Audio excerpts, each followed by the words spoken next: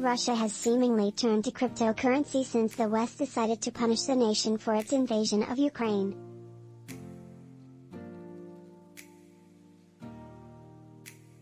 A list of sanctions had been imposed upon the country by the United States and the EU, which worked to essentially cut Russia off from world traders. However, with the rise in popularity of crypto, it has provided a possible way for the country to evade these sanctions, which would have otherwise stuck when fiat currencies were the only form of payment. One thing that has drawn investors to cryptocurrencies such as Bitcoin is the fact that they are decentralized. A decentralized currency is not controlled by an entity.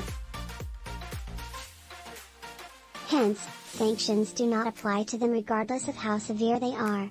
This has made it attractive to those who want to evade detection by governments, or in this case, countries trying to circumvent sanctions. Lately, Russia has been warming up to crypto as a way to foster trade around the sanctions.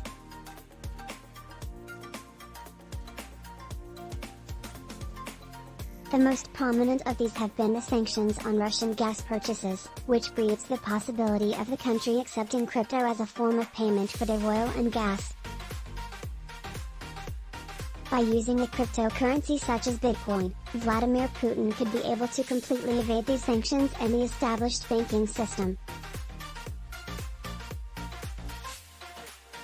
Back in September, the U.S. Treasury's Assistant Secretary for Terrorist Financing and Financial Crimes, Elizabeth Rosenberg, told lawmakers that it was possible for the Kremlin to actually evade sanctions levied against it.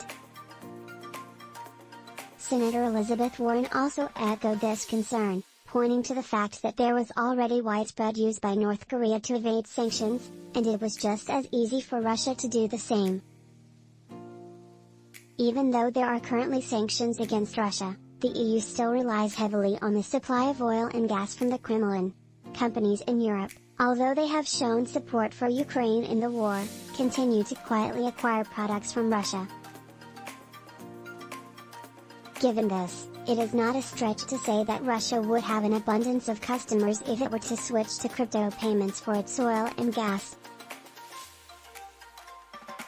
It is already an established player in the oil and gas industry, and companies will not have an easy go of it having to change suppliers. So it would make sense to go through the relatively small inconvenience of converting fiat to crypto to pay Russia than spending millions of dollars to change international suppliers. Russia is already softening its stance on cryptocurrencies since the war started.